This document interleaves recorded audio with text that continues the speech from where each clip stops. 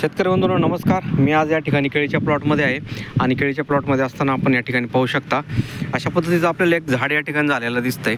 शेतकरी बंधूंनो अशा पद्धतीनं जर आपल्याला या ठिकाणी जर झाड कुठे दिसत असेल तर हे जे शेतकरी बंधूंनो दिसतंय हे पूर्णपणे CME म्हणजेच कुकुंबर मोजा व्हायरसचा या ठिकाणी अटॅक झालेला आपल्याला पाहायला मिळतो. नवीन पान जे काही येतंय ते अशा पद्धतीचं आपल्याला झालेलं किंवा पाहायला मिळत आहे, ज्यामध्ये अशा मध्ये जे काही चट्ट्या आहेत पूर्णपणे पांढरट झालेल्या दिसतात.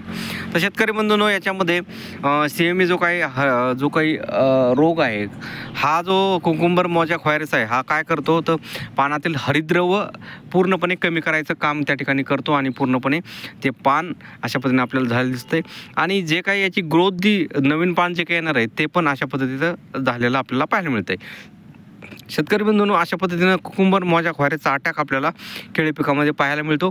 शेतकरी बंधूंनो यातला कंट्रोल आपण त्या ठिकाणी करू शकत नाही. हे जे काही झाड आहे याचं जर झालेलं असेल संक्रमित झाड आपण पूर्णपणे त्या ठिकाणी उपटून बाजूला काढून ठेवू शकतो, जेणेकरून इतर झाडामध्ये त्याचं संक्रमण त्या ठिकाणी होणार नाही. याचं संक्रमण जे काय आहे ते ट्रान्समिट जे काय आपला ॲफिड आणि पांढरी माशी म्हणजे मावा आणि पांढरी माशीच्या माध्यमातून होताना आपल्याला पाहायला मिळत असतं. शेतकरी बंधूंनो हे झाड पूर्णपणे काढून टाकणं त्या ठिकाणी इतर झाडासाठी सुरक्षिततेचं आहे आणि प्रामुख्याने होऊ नये म्हणून शेतकरी बंधूंनो आपण प्रिव्हेंटिव्ह स्प्रे, इन्सेक्टिसाईड स्प्रे त्या ठिकाणी कीटकनाशकांचे स्प्रे घेतले पाहिजे, जेणेकरून हा जो काही रोग आहे हा दुसऱ्या इतर झाडावरती होणार नाही. शेतकरी बंधूंनो व्हिडिओ आवडला असेल तर एक लाईक करा, चॅनल सबस्क्राईब करा. धन्यवाद.